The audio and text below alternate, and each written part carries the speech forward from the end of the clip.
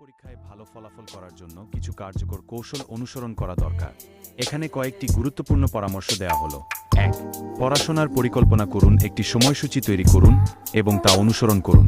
প্রতিদিন নির্দিষ্ট সময় ধরে পড়াশোনা করুন এবং সব বিষয় কভার করুন। সফলতা কোনো জাদু নয়, এটি তোমার কঠোর পরিশ্রম, ধৈর্য এবং আত্মবিশ্বাসের ফল। এসএসসি পরীক্ষায় ভালো ফল করতে হলে সবচেয়ে জরুরি হলো সঠিক পরিকল্পনা, সময়ের যথাযথ ব্যবহার এবং প্রতিদিনের ছোট ছোট প্রচেষ্টা। প্রতিটি অধ্যায় পড়ার সময় মনে রেখো, আজকের পরিশ্রমই তোমার আগ। জিপিএ ৫ পাওয়ার জন্য অনুপ্রেরণামূলক বক্তব্য। প্রিয় এসএসসি পরীক্ষার্থী, তুমি যদি স্বপ্ন দেখো জিপিএ ৫ পাওয়ার, তবে সেটাকে বাস্তবে পরিণত করার জন্য কঠোর পরিশ্রম করতে হবে। জিপিএ ৫ শুধু একটি নম্বর নয়, এটি তোমার অধ্যবসায়, আত্মনিয়ন্ত্রণ ও ধৈর্যের প্রতিচ্ছবি। মনে রেখো, সফলতা তাদেরই কাছে আসে যারা কখনো হাল ছাড়ে না।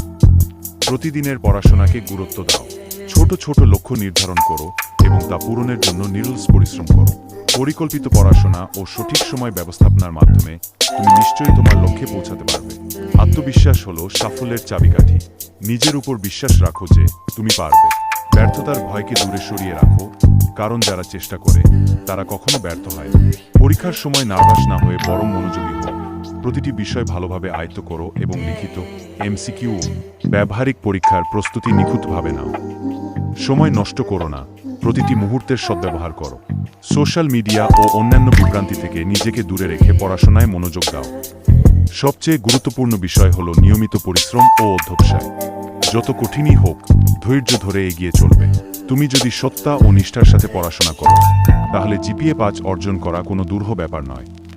নিজের স্বপ্নের প্রতি একাগ্র থেকো, নিজেকে প্রমাণ করো, তোমার পরিশ্রমই তোমাকে সাফল্যের শিখরে নিয়ে যাবে। শুভ কামনায় নিমাই।